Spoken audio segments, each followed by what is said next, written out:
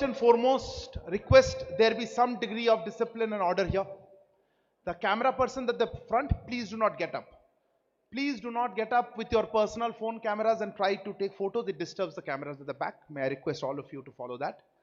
I see a lot of people here on the right. Please note you're blocking the passages. Thank you very much. Welcome to all of you here.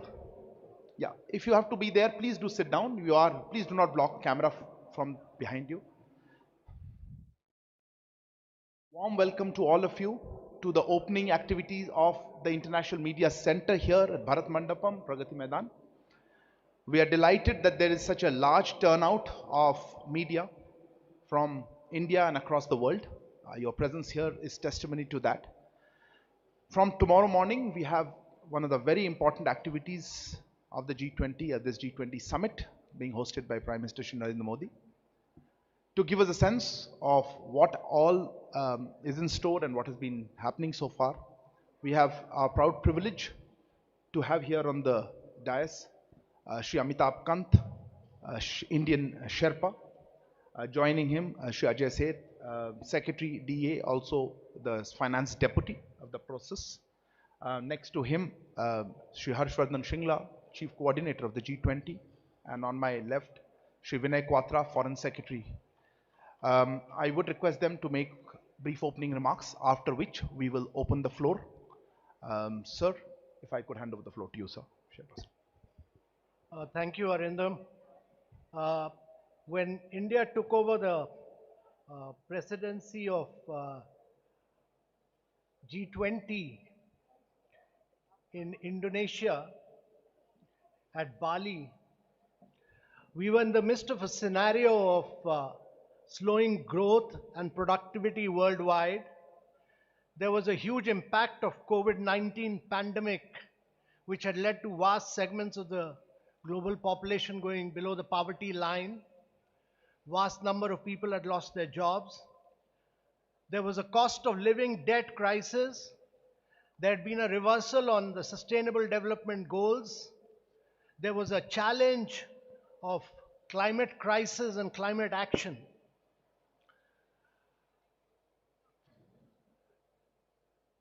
At that point, India felt that we should start our presidency with the theme of Vasudev Kutumbakam. That is, the world is one family. We are one earth, one family, and we should have one future. And the Prime Minister, who's the leader of G20 from India, and I act as his Sherpa, he said that our presidency, India's presidency, should actually be inclusive, it should be ambitious, it should be decisive, and it should be action-oriented. And these are the four principles on which we have worked. And I can assure you that we have lived up to his vision of being inclusive, ambitious, action-oriented, and very, very decisive during our presidency. During this presidency, we had some broad priorities with which we started.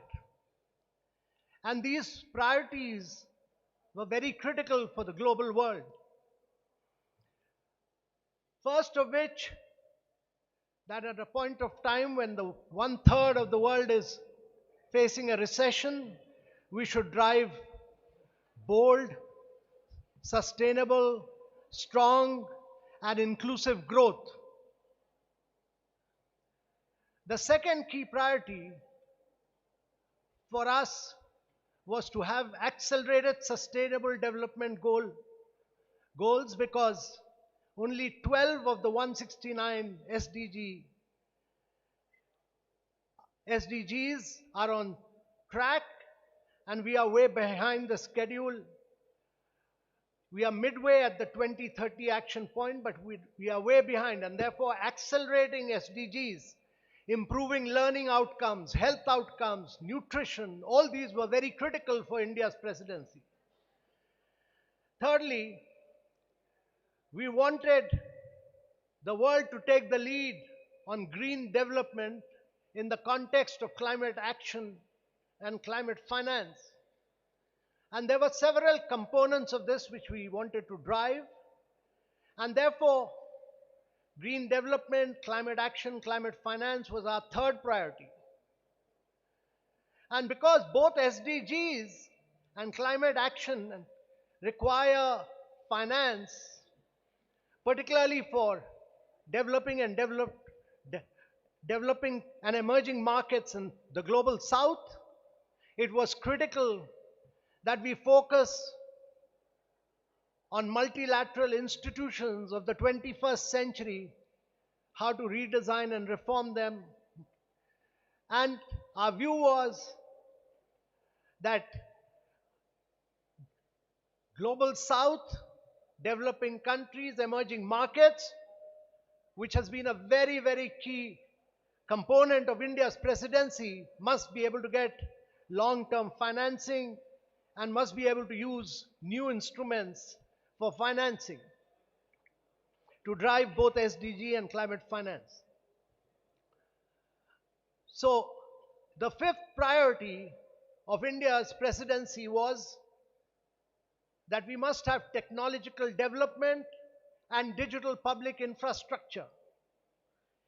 Because if we have to lift vast segments of the population, if we have to make a difference to the global south, technology will be the key driver. And most of the innovations in the world have come from the big tech in the West, and even in China they've come from big tech. But India has created a very unique model of digital public infrastructure, which is open source, open API, is interoperable, and has enabled digital identity for every citizen, has enabled bank account for every citizen, has enabled everyone to do fast payments, has enabled everyone to improve learning outcomes and health outcomes. And during the COVID, we were able to do 2.2 billion COVID vaccinations. And therefore, technological development and how to use digital public infrastructure to drive growth, when 4 billion people of the world do not have digital identity, about 3 billion people do not have bank accounts, and over 133 countries do not have fast payments. That was critical from India's priorities perspective. And the last key priority, which the Prime Minister elucidated and which he felt very strongly about, was women-led development, to bring women-led development, to bring women empowerment and gender equality. So these have been the 6 key priorities of India on which we have worked. We started our presidency on which the Foreign Secretary will talk about, with a meeting of the Voice of the Global South. We got the perspective of 125 leaders, and then we remained focused on the perspective of the Global South and the requirements of the developing countries. And the New Delhi Leaders' Declaration, which many of you will see post the summit, you will see it as a voice of the Global South and the developing countries. No document in the world would have such a strong voice for the Global South and the developing countries as the New Delhi Leaders' Declaration. And therefore, the Prime Minister's vision of India's G20 presidency being a very inclusive presidency has been our aim. There's been a huge scale and reach of India's presidency. There have been 19 G20 countries and EUs, and the EU, that means 20, 9 special invitee countries. There have been 3 regional organizations. There have been 11 international organizations who participated in all the 220 meetings that took place in India. We were able to use this opportunity to take the meeting to over 60 cities of India and every state and every union territory of India, and use this opportunity to demonstrate the liveliness, the vibrancy, and the dynamism of India's federal polity. Every state vigorously participated, and we were able to translate and bring a huge transformation to the city infrastructure in 60 cities. When G20s are held across other countries, they are held in the capital or maximum 2 cities. In India's case, we've held them over 60 cities of India and used this as an opportunity to transform them. So, ladies and gentlemen, we've had over the biggest participation in G20 from across the world. We have had Africa's highest ever participation. In addition to the 29 countries, we have had 32 additional countries. We've been the voice of the global south. We've done a huge number of Indian, during this period, we've used this opportunity also to push a huge amount of Indian narrative through one district, one product. That is, every district which has come out with a product. Focused, that was the only gift we gave to all the visitors who came during our presidency so that we could have an impact on the lives of our artisans.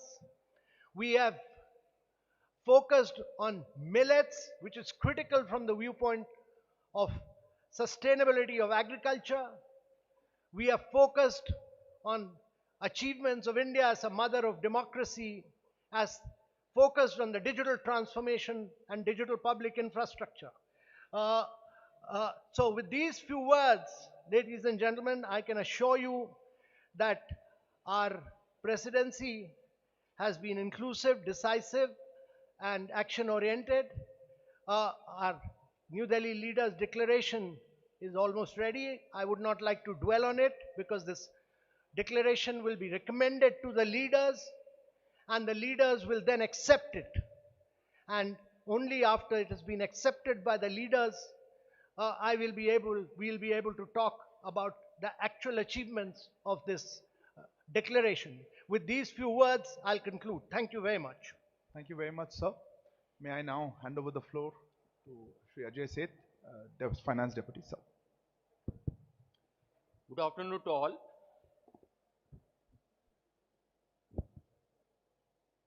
Let me share some of the priorities which the finance related work handled during the course of the presidency.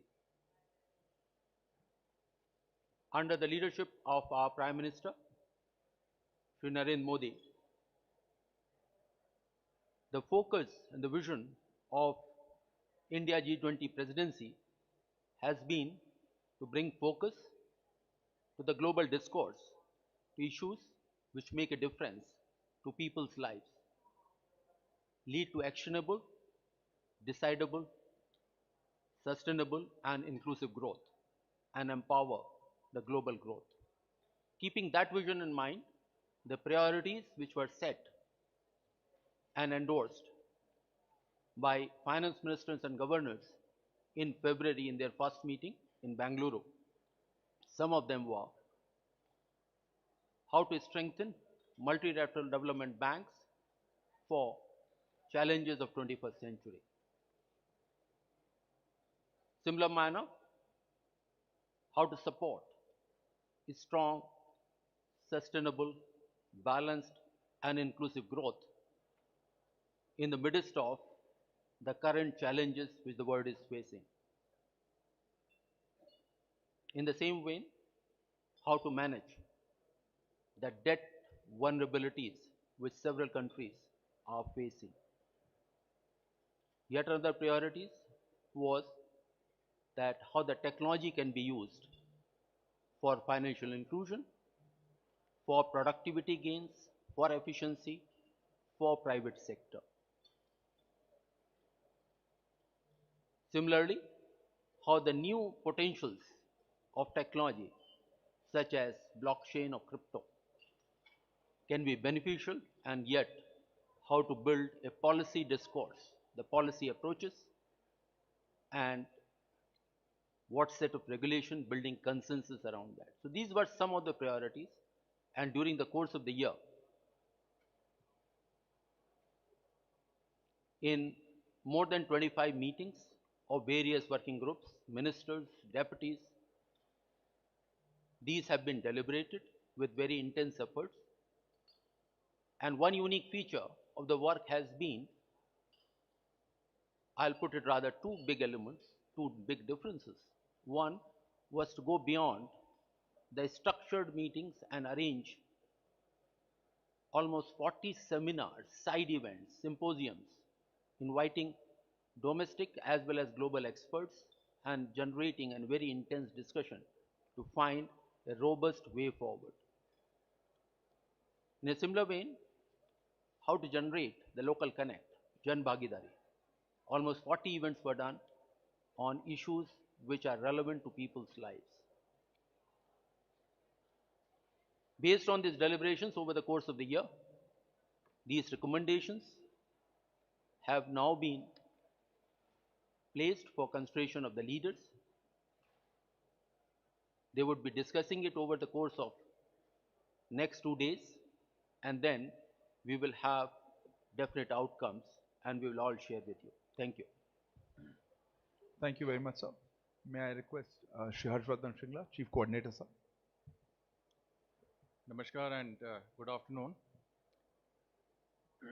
The focus of today's press conference is on the G20 New Delhi Summit.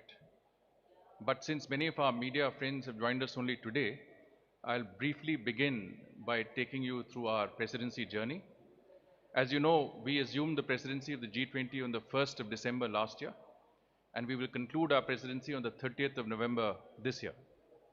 During the course of our presidency, we would have hosted over 220 G20 meetings in 60 different cities across the length and breadth of our country. In keeping with the Prime Minister's vision of a pan-Indian G20, we will have hosted one G20 meeting in at least one G20 meeting in every state and union territory of India. And to my mind, that is the finest example of cooperative federalism that we can see. Now, the effort has been, of course, to take the G20 down to the grassroots level through a process that we call Jan Bhagidari, which is a people's participation movement. And whether it is to the G20 University Connect or the G20 Model School or quiz, essay and painting competitions and festivals, the G20 has been popularized and taken down to the grassroots levels in our country. We have also looked at the G20 as an opportunity to highlight and showcase India's rich cultural heritage and diversity and our tourism potential. And in that context, we have hosted over 300 cultural events with the participation of over 18,000 of our cultural artists and exponents. Of course, we have also made our presidency an inclusive one. Sherpa already mentioned that we've had very significant participation from the Global South and from Africa. We would have received a total of about 100,000 visitors for our G20 presidency from over 125 nationalities. And for many of them, this has been the discovery of a new India. And I think that has been very significant from their point of view. Clearly, the G20 presidency will bring economic benefits to our country and to our citizens, and that's also been a very important objective. Now, when you organize such a huge exercise, an unprecedented and uniquely Indian presidency, you do need an organizational base. And we have started on the organization and planning of the G20 as early as the beginning of last year, 1.5 years before today's eve of the summit. We have set up the G20 Secretariat. In this process, it has been a whole of government approach and a whole of nation approach. And every single Indian citizen has been involved in that effort. And it's very important to note that about 15 million of our citizens have been directly involved in the participation of some G20 event or the other across our country. So in that organizational endeavor, we've had guidance from the Prime Minister himself, from cabinet ministers. There is a coordination committee which has been set up under the Principal Secretary to the Prime Minister, which includes the NSA, which includes cabinet secretaries, senior secretaries, Sherpa and all of us here. And this committee has been meeting regularly. It's met at least 9 times formally, but many times informally, and has provided extensive guidance on every aspect and overseen every aspect of the presidency's organization and management. So I think that was important. Now, on the summit itself, of course, Foreign Secretary and Sherpa will take you through the program elements, but it's important for you to know what else is there and what are the activities and exhibitions and other events which are within the Bharat Mandapam, within the G20 summit complex. Of course, the media center is one that you have seen. Both halls 4 and 5 have been earmarked for the media center. We expect to host between 2 and 3,000 international and domestic media here. It will be a state-of-the-art media center with over 1,300 workstations, high-speed internet, and Additional Secretary XP would have communicated to you the other aspects of this media center. There is a emphasis on the cultural aspects of our presidency as well. There is a very unique exhibition which is called the Cultural Corridor, which will be on display at the convention center. This involves the display of cultural artifacts and objects from different countries, both tangible and intangible heritage, but also natural heritage. So this has some very, very interesting exhibits, which the details of which will be available with you. We also have an immersive display, which has, again, some of the best illustrations of every country that is a part of our G20 presidency. And all of this, again, is at the convention center. There's a democracy cube, which is also there. And what we will certainly do is that we'll make this available, we'll make this open to the media and the public after we finish the immediate summit. And this would be a very interesting exhibition to see. Besides that, we have the Mother of Democracy exhibition. India is the largest democracy, vibrant democracy over the ages, has arranged an exhibition which would be essentially narrating the 7,000-year tradition of democracy in our country from the ancient to the modern. There will be 26 interactive panels which would be available in all of the G20 languages. There are apparently 16 languages in which this will be available. There is also a bronze replica of a girl from the Sindhu Saraswati era, 2,500 to 3,500 years before. And this is a very unique part of the exhibition, at the center of the exhibition. And there will also be someone who will greet everybody. It's artificial intelligence driven, so it's a technology oriented platform. And of course, the person who will greet will also provide an introduction to India's age-old democratic traditions in their respective languages. You are also aware that we will have, at the time of the dinner that will be hosted tomorrow by our president, there will be a musical ensemble which will play in the background. This, of course, will represent, again, musicians from all parts of our country, but it will also include musical traditions of every nature, whether it's Hindustani, Carnatic, folk, bhajans. Every aspect of music in our country will be covered by these 77 musicians, who would also include young students, people who have some disabilities, but also people who are from different walks of life across our country. They will also be displaying some very rare instruments, musical instruments, which are hardly ever seen or played in our country, but this is something that is an opportunity for us to see so many rare instruments coming together in this particular area. Now, there will be a strong emphasis on technology, especially technology that is linked to digital public infrastructure. And in that context, we will have a few exhibitions at the media center. If you enter the foyer of the media center, you will see a display by our Ministry of Information Technology, which is basically a digital India experience zone, which will have the display of all of the mobile apps and the platforms under which we have arranged to deliver development to the grassroots levels in India, right from Aadhaar to UPI, and this entire India stack will be available. And if any of you do fall sick or have any medical issues, please ensure that you go and connect with eSanjeevani, a digital platform that will have a doctor advise you immediately on the spot. Similarly, we have a Reserve Bank of India Innovation Hub, which is again in the media center. And this Innovation Hub will display technologies that fintech, which has not yet been introduced to the public domain, these are still in the pilot stages.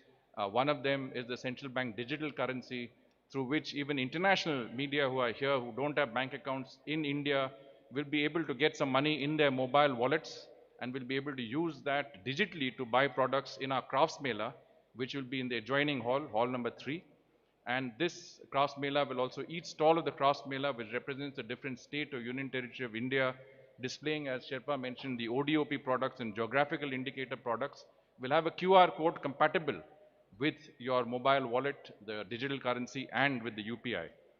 We will also have a frictionless credit display, which basically again is that cutting edge technology under which any credit to be given, say to our farmers, the information relating to that would be immediately available on your mobile phone or your iPad, from the land records to your Aadhaar to your previous credit history.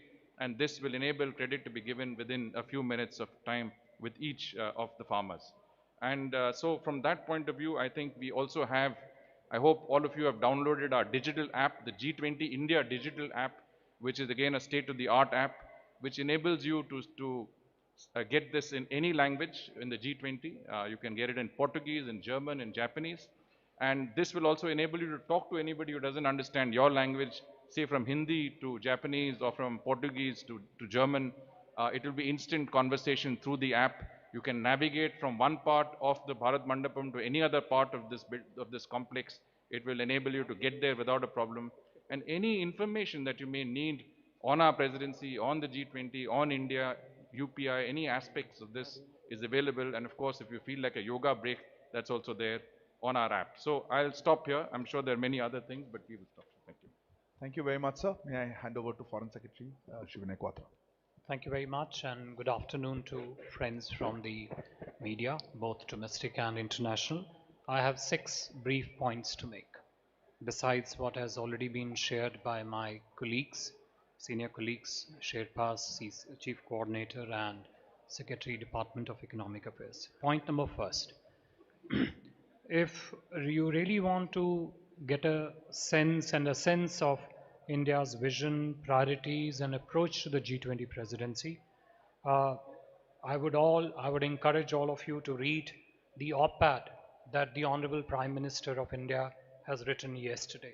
It captures, it distilled a sense of how India envisions and looks at the ongoing G20 presidency of India. 2, the coming together of the 41 heads of delegations, heads of state, government, heads of international organization in India starting yesterday is under Prime Minister's personal leadership and direction. It is essentially a celebration of the coming together of the G20 family. And as our Sherpa mentioned earlier, it's the largest ever participation of the Global South in India. 3, whether it concerns India's national priorities with regard to G20 or the priorities of G20 countries as a collective, as also the concerns and interests of the Global South.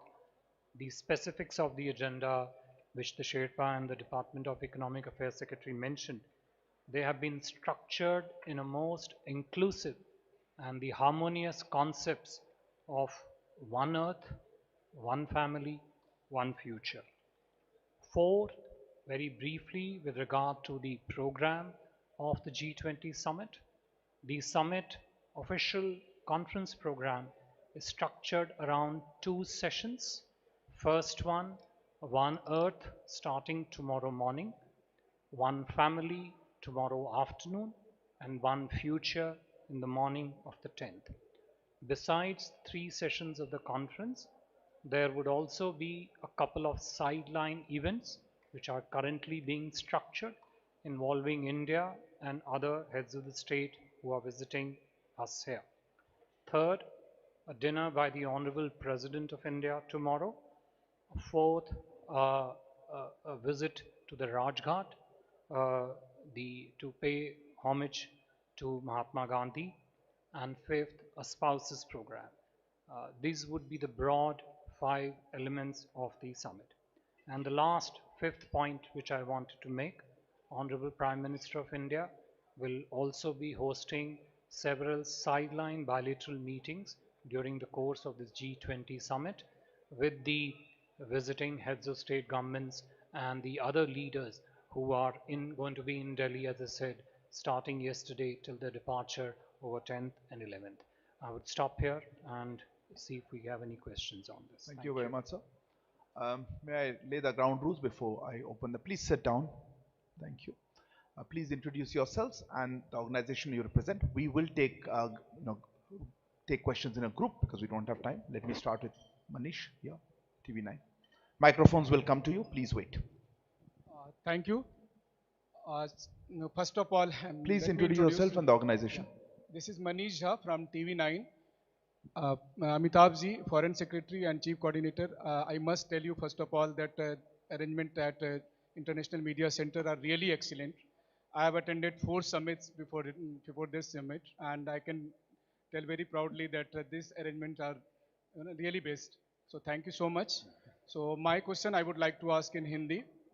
Amitabh ji, लगातार आप लोग joint declaration को लेकर लगे हुए थे, बहुत मेहनत कर रहे थे. आपने हिंट भी किया है कि ज्वाइंट डिक्लेरेशन आएगा और बहुत अलग तरीके से बहुत खास होगा. लेकिन खबरें ये भी आ रही थी कि चीन की तरफ से हर मीटिंग में ज्वाइंट डिक्लेरेशन में कोई कंसेंसस ना हो, इसके लिए कोशिश की जा रही थी. कभी वसुधैव कुटुंबकम के नाम पर, कभी किसी और की लैंग्वेज जो है संस्कृत में क्यों है. तो किस तरह ये जर्नी रही, अगर आप इसको शेयर कर सके, क्योंकि हर जर्नलिस्ट यही पूछ रहा है ज्वाइंट डिक्लेरेशन आएगा या नहीं आएगा, अगर आएगा तो कैसे आएगा. Yashi, yep.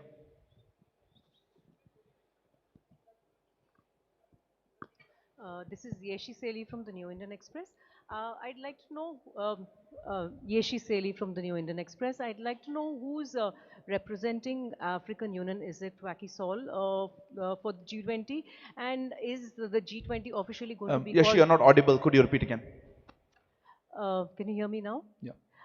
So this is Yeshi Seli from the New Indian Express. I'd like to know who is representing the African Union for the summit, and is the G20 officially going to be called G21 after the conclusion of the summit? Okay. Siddhant.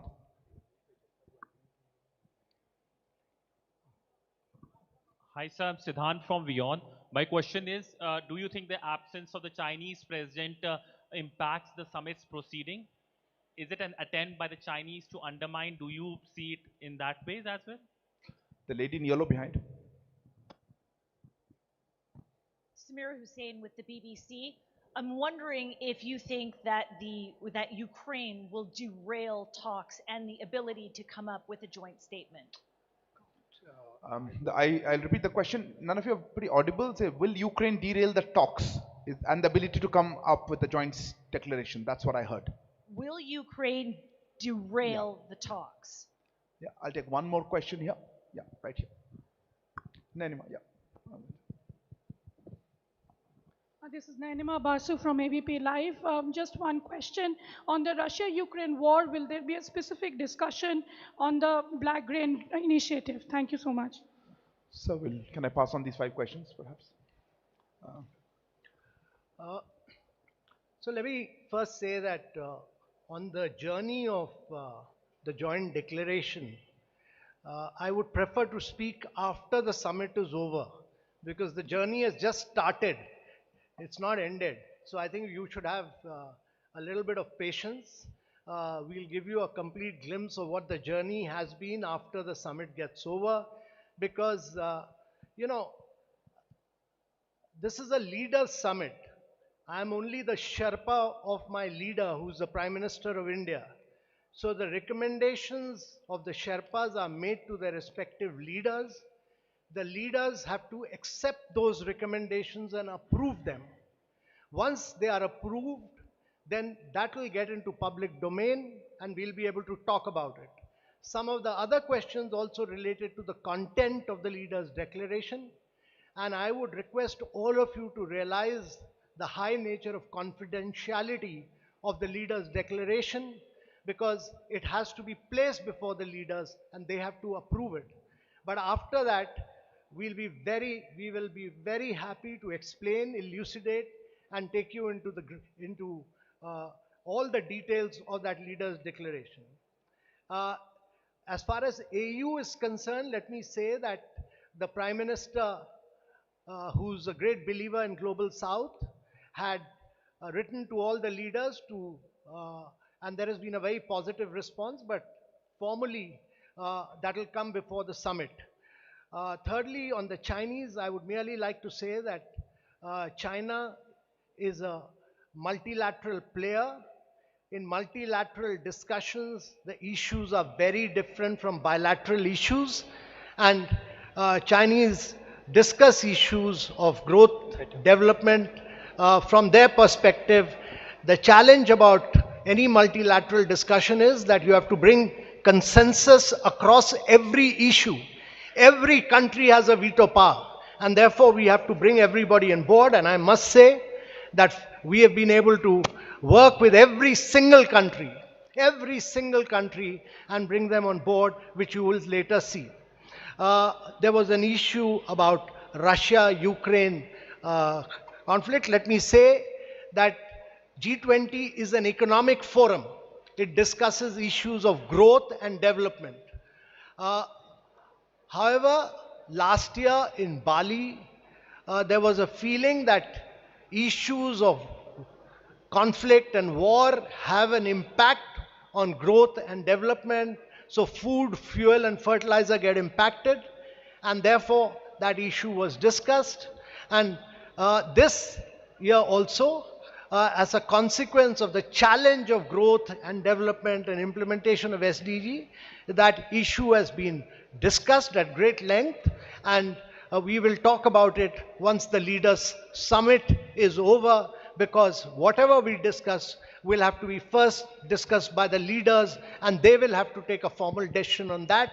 And then after that has been decided, I'll be free to speak to you at great length on this issue. Foreign Secretary, sir, would you like to say anything on these issues? Nothing much to add except to the questions which was asked with regard to the presence or absence of leaders. I think External Affairs Ministers of India has already spoken on that issue, and I think that statement stands for itself. Thank you. I'll open the floor for the next round of questions. I saw a hand here. Yeah, please. I'll come back to you. Sir, sir, this is Mukesh Kaushik from Dainik Bhaskar. This way, center. Foreign Secretary, sir, for the first time, Chinese president is not taking part in G20. Have they provided any reason for his skipping this summit? And do you think that his absence is playing a spoiler, as Jack Sullivan put it? Yeah, a question there. Yeah, please. Yes, ma'am. Go ahead. Microphone's not working. Yeah. Runjhun Sharma, India correspondent for RT Russia Today. My question's for Mr. Kant. How would you say the response, rather negotiations, are going for the inclusion of African Union into the bloc? Also, how do you think we'll it will limit benefit ourselves to both one sides? question. Sorry, just don't have time. Yeah, Saurabh.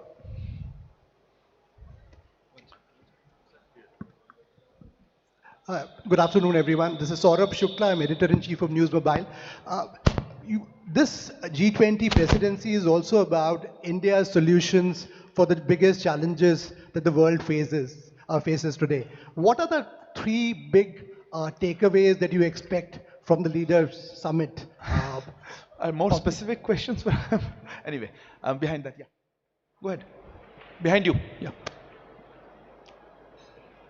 Go ahead, please. Yeah. So this is Pranay Upadhyay from Z News, and my question is to Sherpa Amitabh Kanji. Sir, India has been long pushing for the MDBs, like multilateral development bank reforms, and after the finance and the joint finance and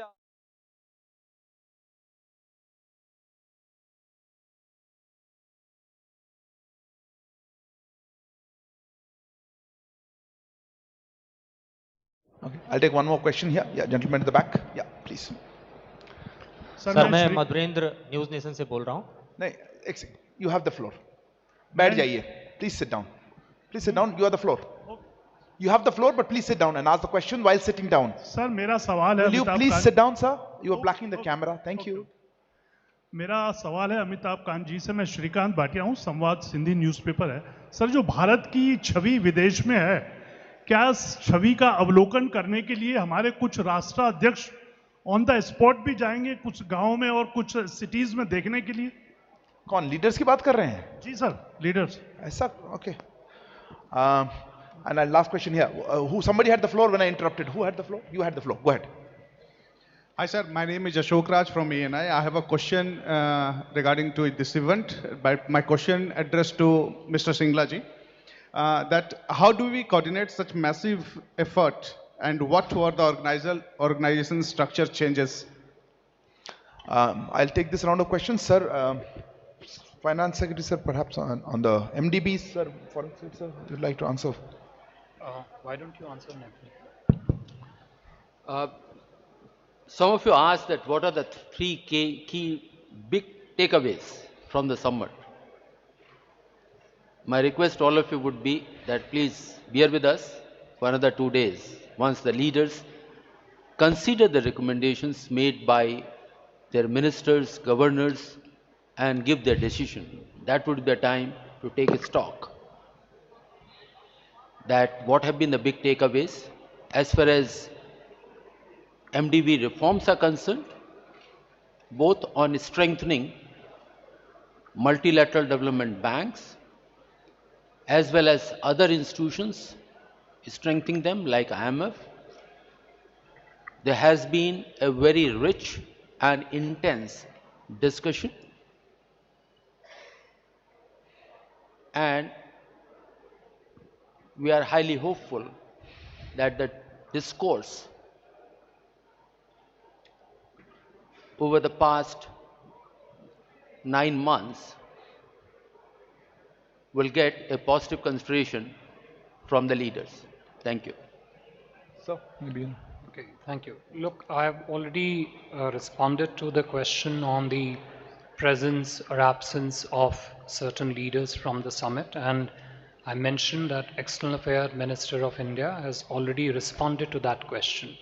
Having said that, let me also mention it's a question of which frame of reference do you look at when you look at the priorities, interest, concerns expressed in the G20, both of G20 countries as a collective, but also of those countries that are outside the G20, but their interest, concerns, and priorities are impacted upon what decisions get taken in the proceedings of the G20. We are welcoming, as I mentioned, heads of 41 delegations, heads of states, heads of government, heads of international organizations in Delhi since 7th for the coming 2 days, and our focus is, as Sherpa said earlier, to drive a consensus on priorities of the G20, how to structure in the priorities and interests of the global south into the G20 discussions, and how to bring together the leaders of the G20 and the leaders of the invited guest countries around that particular agenda. That is the theme, that is the objective that we are focused on, and we are very happy that by and large there is a strong effort by all the countries, all the delegations present to move towards a consensus. With regard to the African Union, Sherpa sir has already said that Honorable Prime Minister wrote a letter to all countries of the G20 proposing that African Union be included as a full member of the G20. We expect that the summit proceedings starting tomorrow morning would take a suitable decision on it. Shrikant ji, जो आपका प्रश्न था विदेशी छवि का, G20 summit का जो programme है वो केवल दिल्ली तक ही सीमित है फिलहाल. Shringla sir, if you have on that question about organization. Yeah, I think Rajji had asked this question about G20 being involving a massive effort and the organizational aspects behind it. And I did, in my opening remarks, say that it was not only a whole of government effort, but a whole of nation effort, because it is not only a huge exercise, but it is also an unprecedented exercise. We have never been president of the G20 before. This is also one of the most significant events we have organized, international events we have ever organized. And I think every Indian citizen, in a certain sense, is a stakeholder in this exercise, because the pride he feels of India hosting an event of this scale and magnitude with such level of success. So it certainly has been, an organizational effort that has gone across the country. But one aspect I think I'll just flag, an additionality which I want to put across, is that it has involved also an equal, let's say, collaboration, cooperation with every state and union territory in our country, because we have taken it down to the grassroots levels, and every state has seen this as an opportunity to promote the state's, tourism potential, its own, recount its own developmental achievements, utilize the platform to highlight what every state in its own case has done.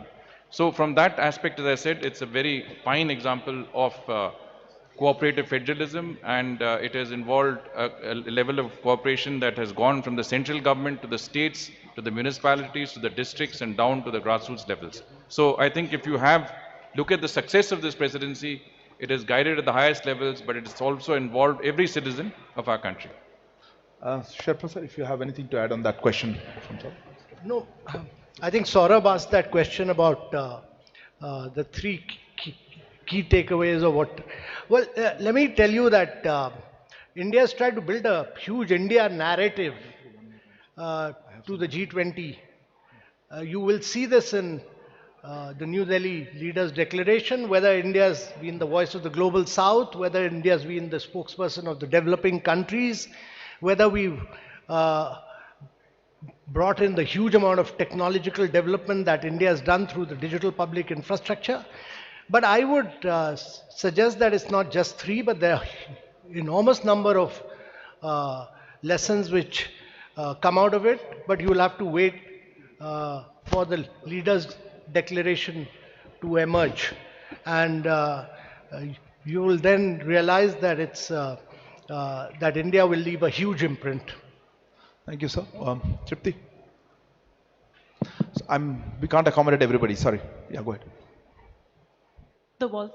Microphone, Tripti please. Lahiri from the Wall Closer, Street please. Journal. Yeah. Hi, my question is about, so in addition to China and Russia's leadership not being here, we've also seen them coordinating at other forums, be that BRICS or elsewhere, that India is also part of. Do we see that there is a bifurcation, China, Russia on the one side coordinating more? And does that mean that the space for broad-based multilateral cooperation is shrinking? Neeraj, at the back.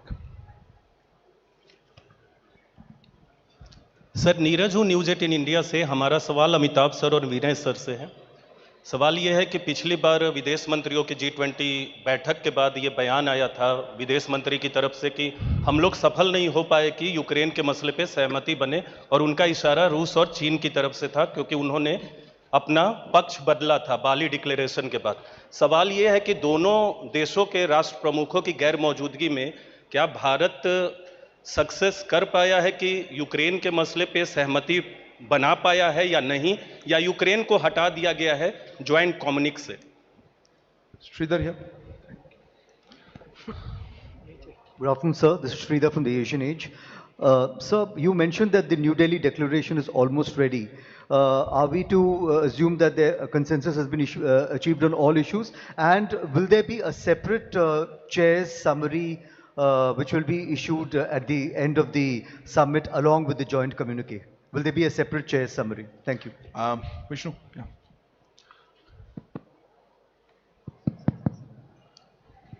Good afternoon, Vishnu Shom from NDTV. There's a World Bank report which has come out which has praised India's digital public infrastructure. I'm just trying to understand, how is India going to disseminate this infrastructure? Will it be through an organization or an institution like the Solar Alliance? There's a lady at the back, hand up there. I saw her a long time ago. Yeah, you're the lady, ma'am. Thank you so much. Ksenia, RT.com.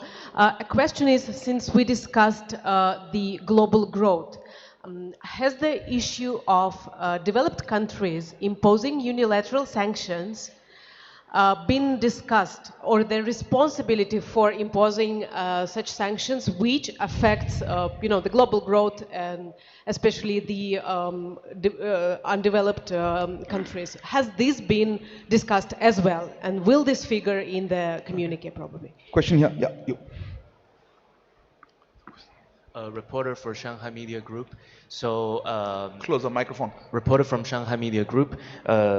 You mentioned that all participants show common interest in Global South, but I do believe there are different concerns between the Global South and the developed countries. So how India presidency will show its decisiveness in this? Thank you. Last question right at the back. Yeah, please go ahead.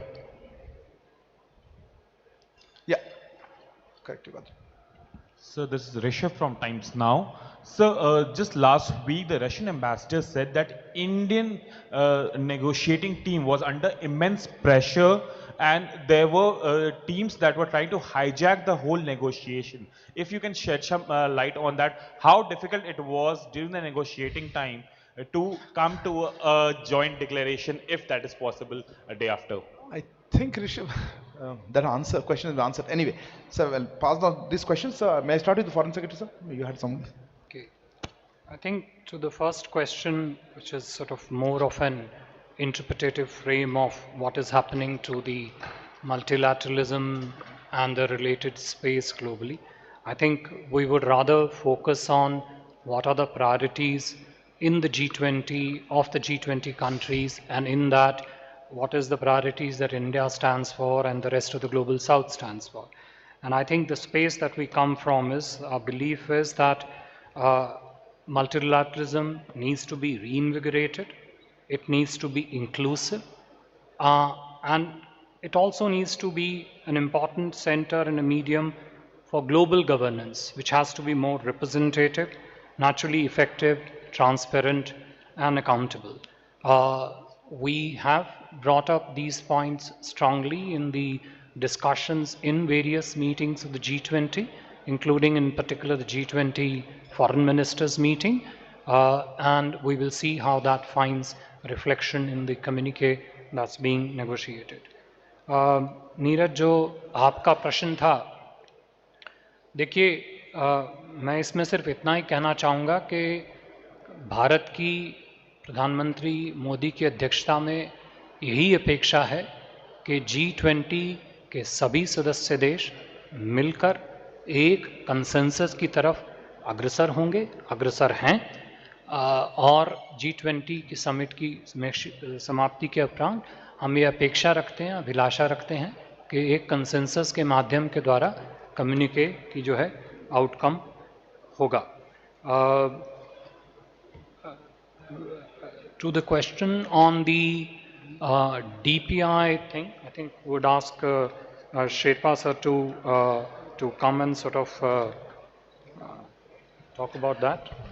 So, well, let me say that when we started India's presidency, very few people knew about digital public infrastructure and the open source model of it. This has been extensively taken forward by both the finance track and the Sherpa track in a very vigorous manner. And today's India's digital public infrastructure has been broadly accepted that this is the way to bring in financial inclusion, this is the way to do fast payments, this is the way to drive tech innovation of the future. And I think one of our great achievements, all of this has come into discussion during India's G20 presidency. The digital public infrastructure get expanded, develop strong externalities outside India and also of course within India. I think that is something which remains a very strong, robust and an ongoing effort of the entire government of India and various departments. There are multiple lines of effort to ensure that DPI not only expands and spreads across various economic ecosystems within India, but also develops a huge value proposition for governance, for transparency, for financial inclusion internationally. And as I said, there are several strands and lines of effort which are underway. I think there was a question with regard to, the differences of priorities of a global south and the industrial economies. Yes, that is a fact that industrial economies come from a very vastly different economic base, social base, and the global south comes from a different economic base. But this is not to say that the priorities, interests, and the concerns of the global south are not relevant in the context of the G20. I think if anything, they are perhaps central to the effectiveness, the functioning, and the successful outcome of the G20 modalities. So yes, those are different perspectives of the two respective, I would say, segments of economy, but they both have a very important interface when it comes to the deliberations of the G20. And as I said early on, India and Prime Minister Modi himself have been in the forefront about speaking on the priorities of the global south. More importantly, why and how those priorities could be structured in to the agenda and the discussions of the G20. Thank you. Anyone else? Thank you very much for joining us. We're just completely out of time. Thank you all thank you to members on the dais. Thank you all for joining us here. We will now see you on Sunday for the end of presidency presser. Thank you.